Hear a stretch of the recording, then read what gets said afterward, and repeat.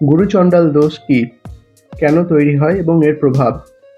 বৈদিক জ্যোতিষশাস্ত্র অনুসারে এই দোষকে একটি অত্যন্ত অশুভ যোগ বা দোষ হিসেবে চিহ্নিত করা হয়। এখানে গুরু বলতে দেবগুরু বৃহস্পতি এবং চণ্ডাল বলতে ছায়াগ্রহ রাহুকে বোঝানো হয়েছে। স্ক্রিনে একটি কুণ্ডলীর ছক দেখতে পাচ্ছেন। এই ছকে যেখানে দেবগুরু বৃহস্পতি এবং ছায়াগ্রহ রাহু একই ঘরে বা একই রাশিতে বসে আছে, তখন গুরুচণ্ডাল দোষের সৃষ্টি হয়।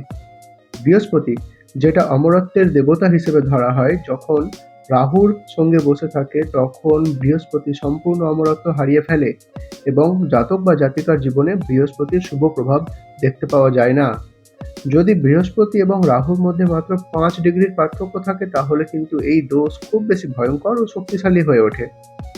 জ্যোতিষ মতে এই দোষের প্রভাবে ব্যক্তির জীবনে নানা রকম সমস্যা ও বিপর্যয় আসতে পারে, যেমন উপস্থিত বুদ্ধির অভাব, ডিসিশন মেকিং এর সমস্যা এবং জাতক জাতিকার মধ্যে একটু সেলফিশ ব্যাপার লক্ষ্য করা যায়। রাহুর প্রভাবে ব্যক্তি কুসঙ্গের প্রভাবে ভুল রাস্তাতেও এগিয়ে যেতে পারে।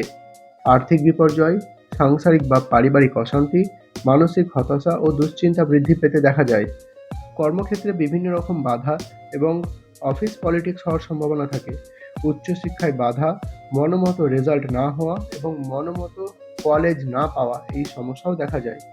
মান সম্মানহানি, স্বাস্থ্য দুর্বল হওয়া, সন্তানের সাথে সমস্যা হওয়া।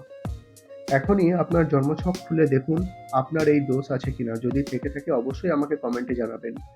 এই দোষের প্রতিকার কম বয়সেই করিয়ে নেওয়া দরকার, যাতে বৃহস্পতির শুভ প্রভাব মানুষের জীবনে বজায় থাকে। ভালো লাগলে অবশ্যই লাইক করবেন, কমেন্ট করবেন এবং সাবস্ক্রাইব করতে ভুলবেন না।